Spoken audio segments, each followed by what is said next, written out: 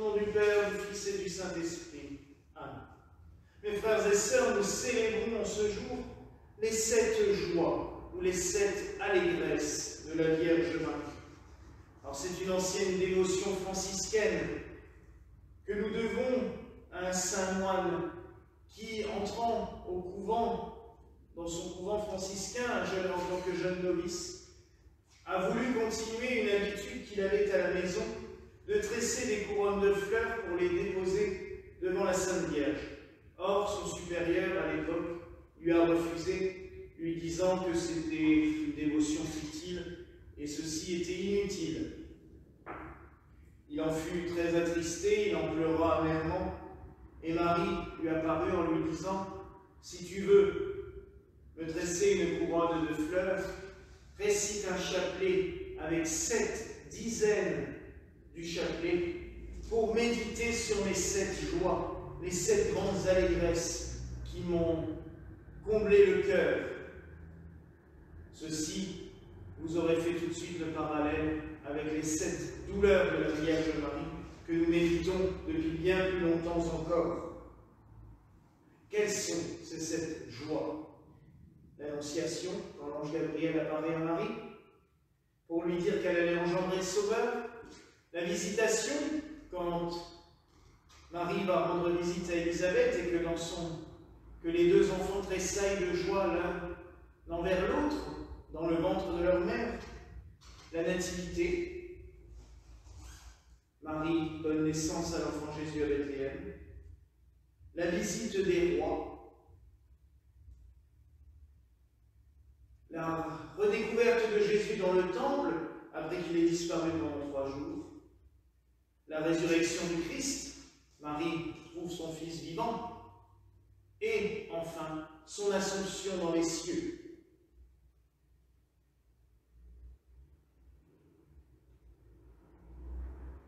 Que cela peut-il nous apporter à nous de méditer cela? Quand nous avons béni cette Église, il y a bientôt 5 ans, on a cherché à qui dédier l'Église. En effet, nous voulions la dédier à la Vierge Marie, mais vous savez que la Vierge Marie a une très grande multitude de vocables différents. Et nous avons donc cherché quel vocable lui attribuer. Puis dans notre liturgie gallicale, nous méditions régulièrement sur le chandelier à 7 branches qui est allumé lors des très grandes fêtes et qui nous symbolise non seulement les dons du Saint-Esprit, mais aussi la présence de Dieu. La menorah, symbolisée dans le temple de Jérusalem, ce qu'on appelait la Shekinah, la présence de Dieu, la présence divine.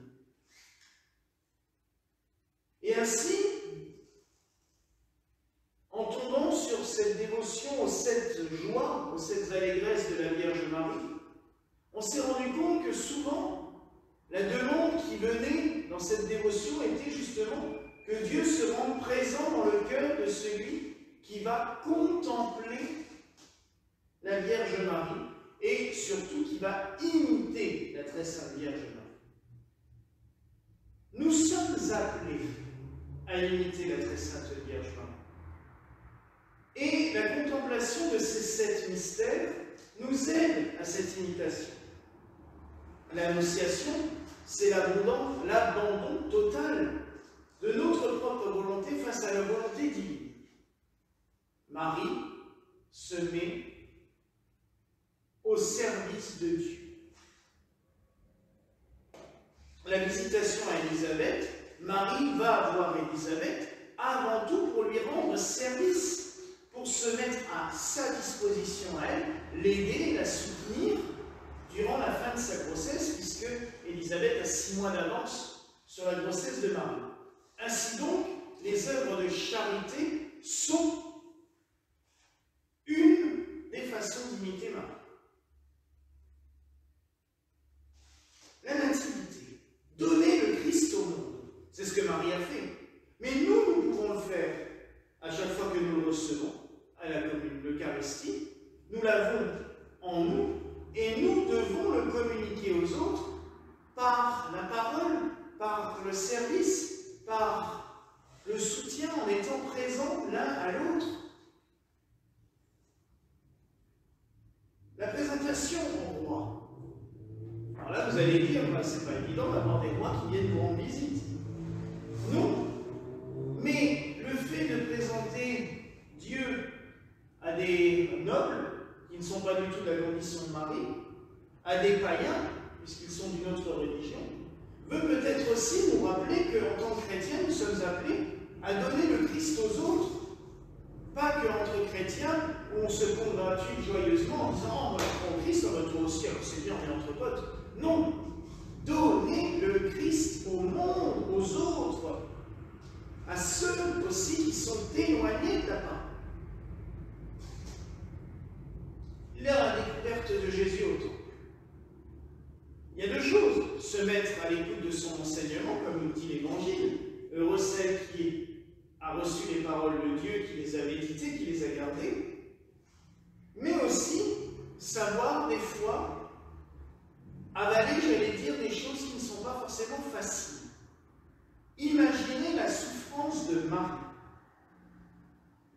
Quand, après avoir cherché son fils pendant 3 jours, celui-ci lui répond du tac au tac, « Mais ne sais-tu pas que je dois être aux affaires de mon père ?»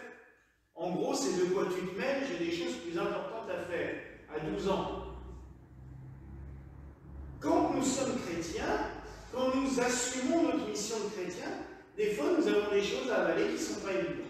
Ce n'est pas que le Seigneur est méchant avec nous, mais c'est que des fois il veut un petit peu nous endurcir en laissant faire certaines choses et à nous de nous forger un caractère et de se dire, bah oui, et de faire comme Marie, et Marie gardait toutes ces choses en son cœur. C'est exactement la fin de cet évangile des retrouvailles de Jésus au temple. La résurrection. 2 points. Nous sommes les messagers de la résurrection. Nous devons, en tant que chrétiens, d'annoncer cette résurrection à toutes et à tous. Et aussi, nous sommes appelés à ressusciter un jour. Et nous devons vivre dans cette espérance de la résurrection, comme Marie a vécu dans l'espérance de la résurrection de son fils, et comme elle a vécu dans l'espérance de sa propre résurrection. Enfin, l'Assomption, c'est que nous devons tendre notre chemin, tout notre chemin de vie, vers le royaume de Dieu. Vouloir le ciel. Saint Philippe Néri disait, et surtout quand on a voulu lui donner des honneurs, « Oh non, moi je préfère le paradis. » Eh bien oui, mes frères et sœurs, nous devons toute notre vie rechercher le ciel, rechercher le paradis, aller vers le royaume des cieux, et le reste, j'allais dire, on n'en a rien à faire. Et voyez que méditer ces mystères, et là nous l'avons fait brièvement, nous pourrions le faire beaucoup plus attentivement, tranquillement, lentement, nous aide à la contemplation de la vie de Marie et à mieux l'imiter pour que nous aussi nous puissions obtenir ces 7 rayons de grâce, les dons du Saint-Esprit, comme ils sont figurés sur le cœur de Jésus, sur notre icône que vous avez juste devant l'autel. Et ces rayons vont vers Marie, car tous les dons de la grâce viennent de Dieu pour nous. Et nous pouvons prier en ce jour Marie, qu'elle nous aide à recevoir ces dons que le Seigneur lui a donnés, et que nous puissions les recevoir, les méditer, et que par cette méditation, par cette mise en application de ces dons, la sainte présence de Dieu se fasse dans nos cœurs. Voilà la grâce que nous nous souhaitons ce soir au nom du Père, du Fils et du Saint-Esprit. Amen. Et que la paix du Seigneur soit toujours avec vous et avec vous.